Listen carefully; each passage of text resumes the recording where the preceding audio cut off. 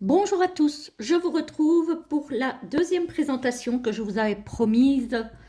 Nous sommes toujours lundi et je vous tourne cette vidéo donc le même jour que celle de la magie des dragons protecteurs de Stéphanie Gras et Marie Bouton. Voilà. Donc, il s'agit cette fois-ci de l'oracle des roses médecine que vous avez certainement déjà vu passer, qui est sorti il n'y a pas longtemps, mais que j'ai attendu un petit peu avant d'acheter, même s'il est sur ma liste depuis que il est en précommande. Je ne l'ai pas précommandé parce que je précommande très rarement mes jeux. Je préfère attendre de voir les jeux passer une ou deux fois pour me faire une idée et les acheter après coup. Donc voilà. Ceci dit, donc c'est l'oracle des roses médecine qui a été créé par Aurore, alors Fagnienne ou Fagnan, je ne sais pas comment ça se dit. Elle m'excusera si jamais elle passe par là. Et Carole Amalia. Voilà. C'est aux éditions Vega. Donc hop, comme ça, vous verrez mieux à l'endroit. Très très très joli coffret. Il est à 29,90 €. Ce coffret contient un livre de 320 pages tout en couleur, 44 cartes somptueuses et un sac satiné pour les protéger. Laisse-toi enivrer par le doux parfum initiatique des roses médecine. Chaque rose, de par sa couleur, son essence et sa symbolique, met en exergue un aspect de ton être. Son poème saura nourrir ton âme. Son message offrira un éclairage sur ton chemin et sa mise en pratique ancrera son enseignement dans ton corps de chair. Les roses médecines, en maîtres de sagesse, te guideront toujours vers la voie du cœur, celle de l'amour. Tu pourras te connecter à elles grâce aux cartes et à leur peinture vibrante, offrant un langage riche et profondément mystique. Un oracle puissant, alchimique et poétique pour poser un regard résilient sur les épines de la vie, embrasser son ineffable beauté, se défaire des pétales inutiles qui ralentissent ton avancée et incarner la quintessence de ton être. Voilà, voilà pour ce joli coffret. Il est vraiment très très beau. Ici on a une rose avec un léger relief sur les dorures. Voilà, il s'ouvre comme ceci. Vous l'avez certainement déjà vu sur d'autres chaînes. On a le gros livre. Voilà, quand je vous dis que c'est un gros livre, c'est vraiment un gros livre. Puisse ton cœur se souvenir de sa fragrance unique. Voilà, voilà. On a un pochon avec les cartes. Et voilà l'intérieur du coffret. Très joli et très élégant. J'aime beaucoup son système de fermeture, d'ouverture. C'est le premier que j'ai dans ce style-là. Je n'en avais pas encore. C'est très original. J'aime vraiment beaucoup. Voilà le côté hop, du coffret. Voilà, voilà. Alors, le livre qui pèse son petit pesant de pages, on va dire. Donc, c'est un oracle édition 2025. Je crois qu'il est sorti au mois d'avril, hein, je pense. Il n'y a pas longtemps. Voilà, les éditions Vega. Alors, avec le sommaire, l'introduction, un glossaire pour nous expliquer certains mots qui sont repris dans l'oracle. Comment te relier à l'oracle des roses médecine, des tirages, les interprétations de cartes. Je vais y arriver. Et ensuite, on a différentes catégories de cartes. On a entendre l'appel, descendre dans ses abysses, se réconcilier, s'élever en amour pour soi, s'incarner et transmettre. Et ensuite, on a les remerciements, un à propos de l'autrice et un à propos de l'illustratrice. Voilà, l'introduction symbolique de la rose en Occident. On a toute une explication. Voilà, la genèse de l'oracle. Qu'est-ce qu'une rose médecine? Donc, il y a vraiment beaucoup à lire et à apprendre. L'objectif de l'oracle. avec cette petite abeille, parce qu'évidemment, sans abeille, il n'y a pas de végétation, puisqu'elle sert à la pollinisation des végétaux. On a justement, voilà, le glossaire, avec des explications sur certaines choses, sur pas mal de choses d'ailleurs. Voilà. Hop. Il est tout en couleur. On a comment te relier à l'oracle des roses médecines. Rituel pour t'approprier l'oracle. Alors ça, j'ai envie de vous dire que c'est aléatoire. Hein. C'est chacun selon son ressenti. Hein. Pour se connecter à un jeu, je crois qu'il n'y a pas de recette toute faite. Chacun fait selon son ressenti. Donc on a un rituel pour s'approprier l'oracle. La rose médecine du bassin, avec le nord, l'est, le sud, l'ouest. Voilà. Et ensuite, on a les tirages, le tirage simple, le tirage miroir alchimique en 3 cartes, le tirage éclore en 5 cartes, le tirage chemin de la rose initiatique en combien de cartes? En 7 cartes. Avec à chaque fois la position des cartes. Et ensuite, on a les interprétations de cartes. Voilà, par catégorie. Donc, hein, comme je vous ai dit, ici, on a la catégorie entendre l'appel. Voilà, et à chaque fois, ça, on a pour toutes les catégories de toutes les cartes, on a le poème, on a l'illustration en pleine page, le poème relié à la rose, le numéro, le nom de la carte de la rose, le message de la rose, qui est assez long, hein, il y a beaucoup à lire. Il y a pour aller plus loin, donc un développement. Donc on a quand même pas mal de choses. Hein. Et on a ça pour toutes les cartes. Voilà, donc il y a beaucoup à lire. Descendre dans les abysses. J'aime beaucoup voilà, se réconcilier, s'ouvrir à la guérison. Cette partie-là m'intéresse beaucoup. S'élever en amour pour soi, apprendre à se connaître. Ça aussi, ça m'intéresse beaucoup, le travail personnel. Voilà, s'incarner, assumer son chemin de vie. Ouais, franchement, il est magnifique. En plus, tout en couleur. Il y a énormément à lire. Donc, voilà. Il y a pas mal de choses à découvrir. Alors, on va s'occuper des cartes. On a le fameux pochon doré. Alors, moi, je vous avoue, hein, je l'ai déjà dit, mais la couleur du pochon, bof. Si c'est une autre couleur que du doré, ça me va très bien. Si c'est du doré, ça me va aussi. La fonction première du pochon, c'est de protéger les cartes. Donc, je n'y attache pas plus d'importance que ça, je vous avoue. Voilà. Alors, voici le dos des cartes avec un relief sur les dorures. Vraiment très sympa. Il est très beau ce dos de cartes. Je ne sais pas ce que vous en pensez, moi je le trouve magnifique. On a des tranches dorées. Alors pour le coup, ça cadre très bien avec le dos des cartes. Mais évidemment, le bémol, c'est que ça va s'abîmer. Hein. Clairement, ce ne sont pas des bordures qui tiennent dans le temps. Mais voilà, c'est comme ça. Alors, on va découvrir vite les cartes. Enfin, vite. Non, on va faire à l'aise.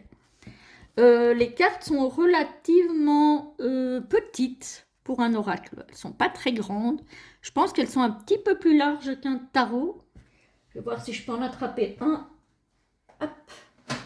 Pour vous faire une petite comparaison quand même. C'est une chose que je ne fais pas souvent et que je devrais faire. Je vais prendre le Fairy Tail Tarot de Lisa Hunt, qui est à côté de moi. Donc, elles sont plus hautes et plus larges qu'un tarot classique. Voilà. Mais malgré tout, elles ne sont pas trop grandes non plus, je trouve. Donc, non, je trouve que c'est très bien. Franchement, voilà. C'est un format qui me convient, personnellement. Alors, on va aller à la découverte des cartes. On a la rose argent. Avec, j'ai l'impression que c'est une échelle ici. On a un symbole ici. On a un symbole là. On a la lune. On a plein de petites choses à aller voir sur les pétales aussi. Au niveau de la symbolique. Donc voilà, il y a de l'alchimie, hein, clairement. Voilà. Alors ici, on a quoi? On a l'ouroboros avec la rose pourpre. On a cette idée d'ouverture ou de fermeture, je ne sais pas. Il faut voir dans le livre avec ce trou de serrure là.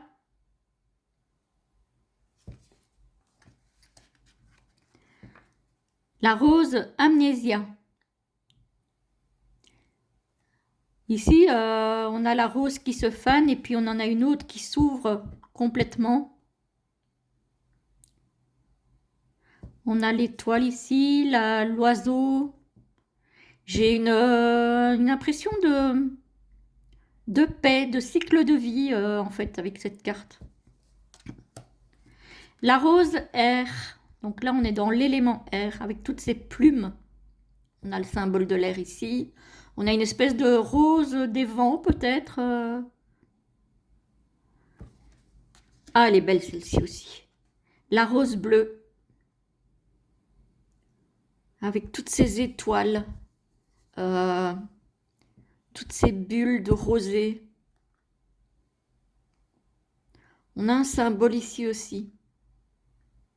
On a cette étoile. Très très beau. Alors, ici, qu'est-ce qu'on a? La rose fée. On a effectivement, alors, ça me fait penser à des fées, mais ça me fait aussi penser à des libellules qui volent autour de... Alors, certaines me font penser à des libellules, d'autres me font vraiment penser à des fées qui tournent autour de cette rose. Avec toutes ces perles, ces colliers ouais, de perles ou de pierres, je ne sais pas trop. C'est très joli en tout cas. La rose pierre. Alors là, moi, ça me fait l'effet de quelque chose qui est figé. Voilà, c'est quelque chose pour moi qui est figé. On a le triskel ici. On a alors quelque chose qui jaillit. On a encore un symbole là, on en a là.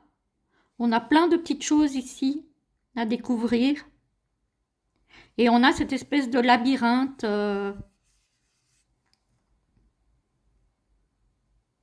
qui est la roue médecine, je pense. Celle-ci est magnifique.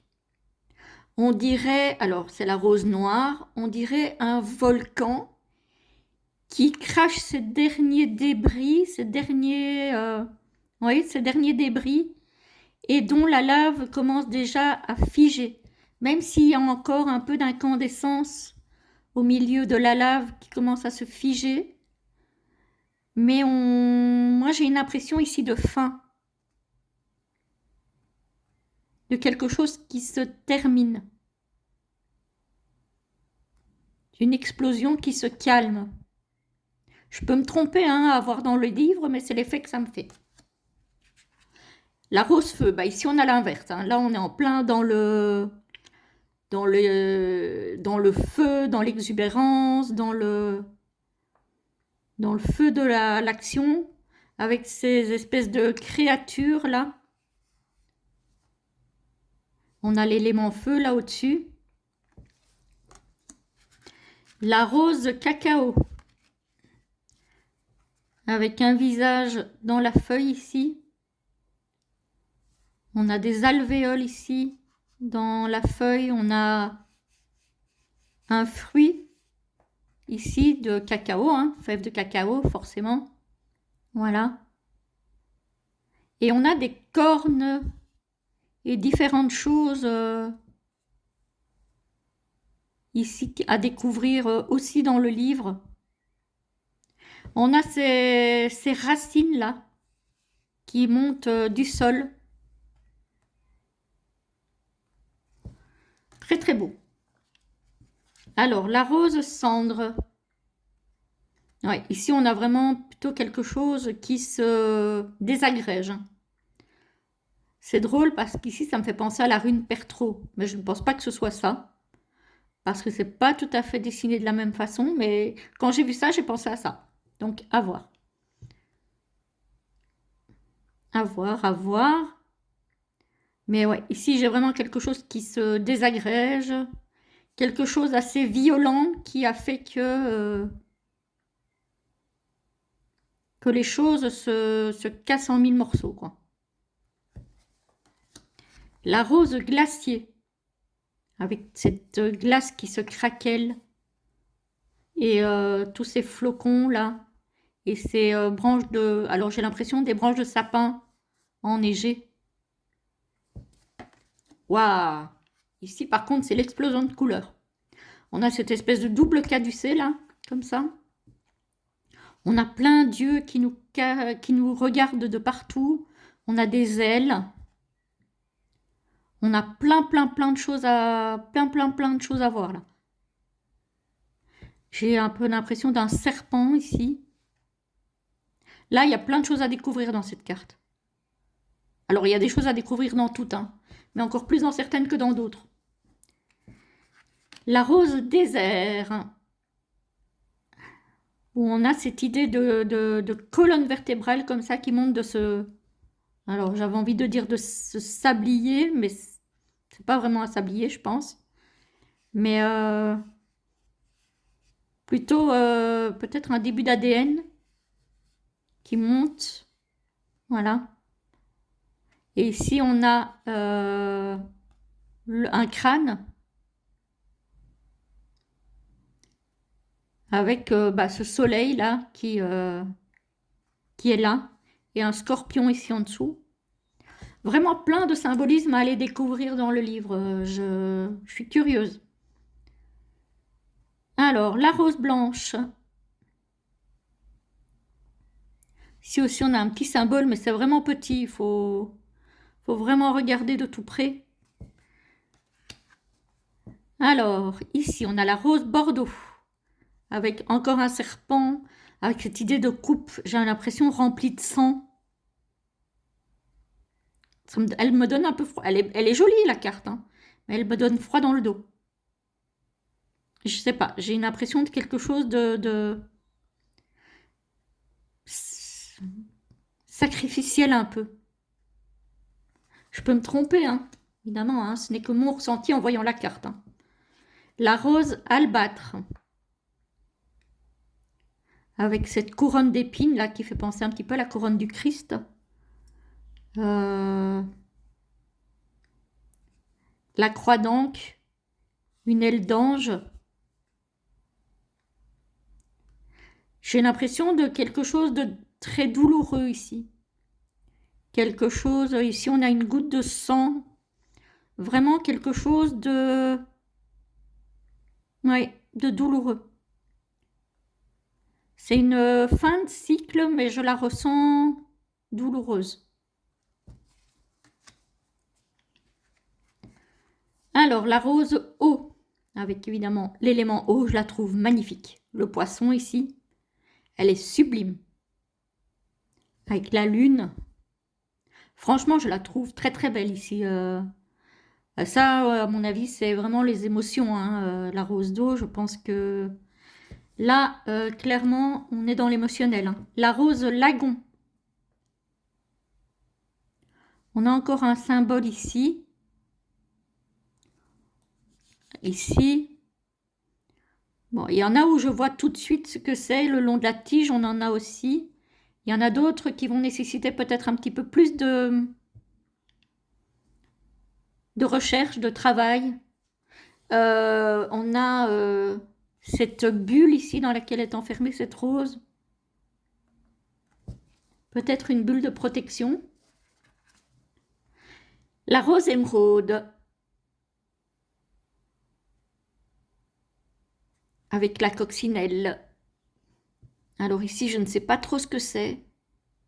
Une chenille peut-être, je ne sais pas trop, je vous avoue. On a cette idée de cœur avec toutes ces... Alors ces plantes-là, ça ne me fait pas penser à du blé, forcément ça me fait penser à de la fougère peut-être. On a ici un trèfle dont il y a une feuille qui semble s'être fanée. Alors je dis semble parce que c'est ce que je vois, mais je ne suis pas encore allée regarder dans le livre, donc voilà. La rose terracotta, où on a aussi plein de symboles. On a une main là, la main de Fatma peut-être, on a un symbole là, on a un œil ici, on a cette carafe là qui se verse. Il y a l'eau qui se verse et qui se transforme en feu. Donc hautement symbolique aussi, à aller découvrir dans le livre. La rose cuivre.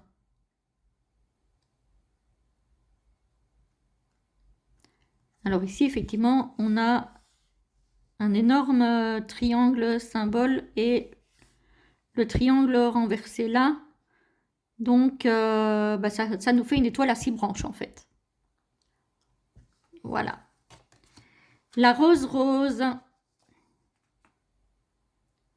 Avec cette idée, effectivement,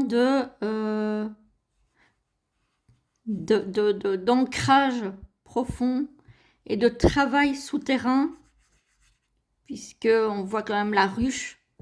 Ici, de travail souterrain, de pollinisation, qui fait en sorte que ça puisse grandir et évoluer. Celle-ci, elle est magnifique. La rose, rose pastel, avec cette lune argentée. Ici, j'ai l'impression que c'est une pierre, mais je ne sais pas trop. En forme de larme. Je ne sais pas si ça a une signification. On a le symbole de l'infini ici. La rose jaune tendre, très très belle aussi. On a encore cette idée de polliniser. Hein.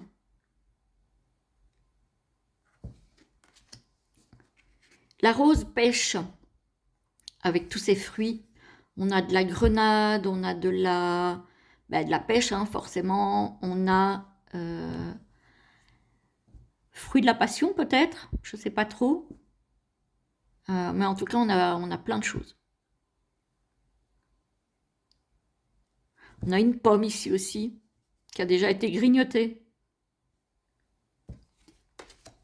La rose éther.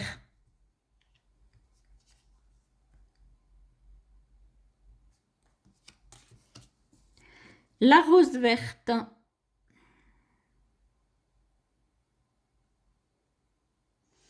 Ah, j'ai l'impression qu'il y a plein de vers de terre ou je ne sais pas quoi là autour. Je ne suis pas trop fan de ces petites bestioles, moi. Même si elles sont très utiles, hein, je ne le nie pas, hein, parce que bon, elles aident à la fertilisation de la terre aussi. Mais bon. Ici, on a la rose lave. Alors ici, contrairement à la rose noire, j'ai l'impression vraiment de quelque chose qui, voilà, qui est prêt à exploser. Voilà, hein, qui gronde et qui commence à exploser.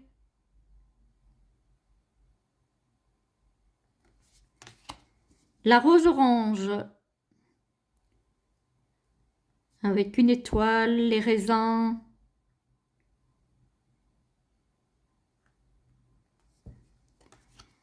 La rose cœur océan. On a effectivement ce côté de se tourner vers les profondeurs. Hein. Peut-être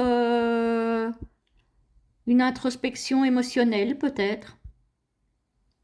On a ici cette idée de pieuvre comme ça, avec cette queue de poisson. Et on a plein de choses sur la rose. Hein. On a le symbole de l'infini, là en tout petit. On a un œil, On a une étoile de mer, on a une raie, je pense.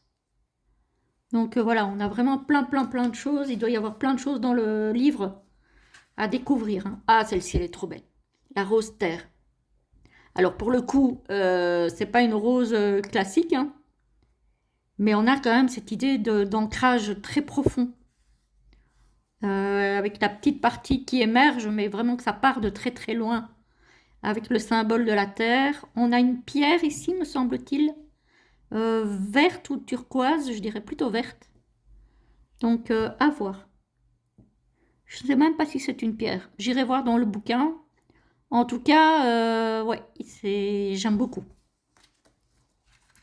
La rose rouge. On a aussi cette idée de venir des profondeurs et de s'épanouir.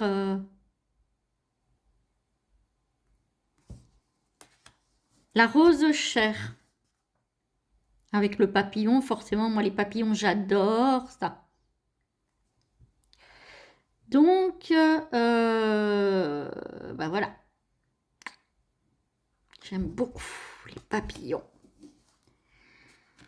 Alors, la rose perle, où on a effectivement la coquille Saint-Jacques, hein, avec le collier de perles. Je ne sais pas si vous le verrez bien, mais on a ce collier de perles. On a les différents mollusques qu'on peut trouver dans l'eau, hein, dans les mers, les océans.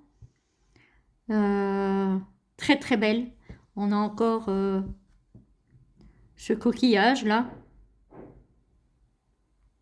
Et on a quand même cette idée aussi de terrestre.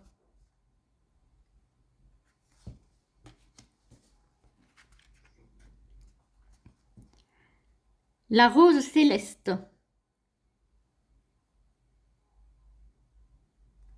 Très belle aussi. La rose jaune. La rose jaune, elle en jette celle-ci, hein. On a, je pense que c'est la couronne de laurier, hein, donc le symbole de la réussite. Et on a cette idée peut-être aussi de redonner à la terre ce qui nous a permis de grandir, d'en redonner un petit peu, de redistribuer en fait, de ne pas tout garder pour soi. C'est un petit peu comme ça que je le perçois. On a un œil ici aussi. Ici aussi, on a des symboles à aller voir. La rose mauve, elle est très belle celle-ci aussi. Elles sont toutes belles, franchement, mais voilà. Avec, je pense que ce sont des améthystes. Toujours l'abeille, hein, qui est un animal essentiel pour la nature. Même si elles me font très peur, j'avoue, hein. Voilà, quand j'en vois une, je crie, je m'en cours. J'avoue, mais je reconnais leur utilité. La rose miel, avec... ça me fait penser à la récolte, la moisson, parce qu'on a le blé qui a l'air d'être mûr, mais on a la faucille aussi, pour couper, pour récolter. On a ici aussi des symboles à aller chercher dans le livre. Ah, mais il y a un truc que j'avais pas vu. Ah, mais non, c'est pas dans toutes. Heureusement, ce que j'allais dire. Là, on a le symbole cartomantique.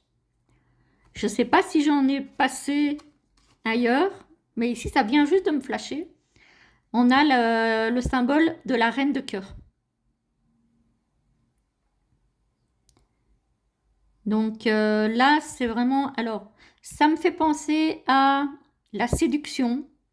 Ça me fait penser à l'envie d'être écouté, peut-être avec le micro, d'être entendu, d'avoir envie de communiquer et d'être dans l'amour aussi, mais plus dans... J'ai plus une idée de séduction ici. L'envie de briller aussi. De retrouver peut-être son potentiel, son plein pouvoir. À voir ce qui est marqué dans le livre. La rose vert forêt. J'adore ce symbole. J'adore ce symbole et j'adore les bois de cerf ici qui sortent de ce tronc un peu tortueux, un peu torturé, pardon, tortueux. Voilà. C'est très très beau. La rose or, avec l'œil d'Horus dans une étoile à 6 branches, ça me fait penser à une Merkaba, pour les personnes qui connaissent, avec le scarabée et ses yeux enfin, ses plumes de paon en guise de feuilles.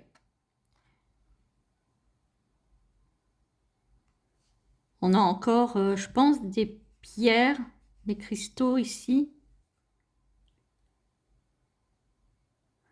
On a quelque chose ici, mais c'est trop petit pour que je le voie là. Alors, on a la rose violette. Avec encore l'idée de la perle. On a cette idée de clé qui démarre la tige de la fleur.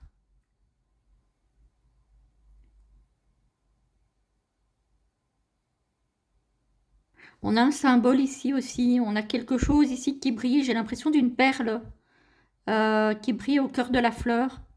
On a le symbole du lys, qui est le symbole du roi hein, en fait. Hein. Symbole de la royauté. On a la fleur qui est sur le dos des cartes. On a la chouette qui est le symbole de la sagesse.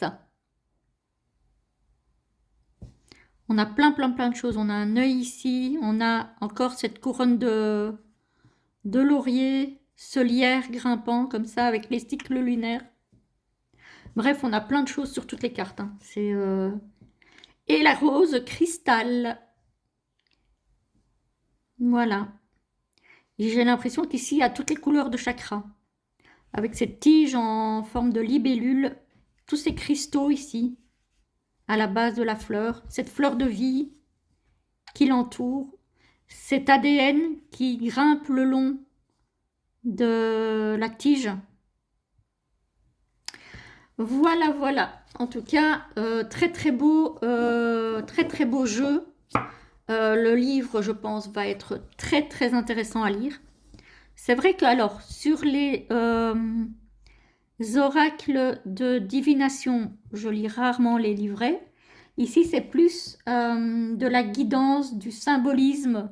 Donc, je vais me plonger avec intérêt dans le livre parce que je pense qu'il y a beaucoup de choses et qu'il va m'enseigner pas mal de choses. Donc, les personnes que ça intéresse, déjà qui aiment les roses comme moi, et qui sont interpellées par l'alchimie, je pense que cet oracle va pouvoir vous intéresser. Voilà, j'espère que cette petite review, enfin petite, elle a quand même duré pas mal de temps, vous aura plu. Je vous souhaite une très belle journée ou une très belle soirée et je vous retrouve très vite pour une prochaine vidéo. À bientôt.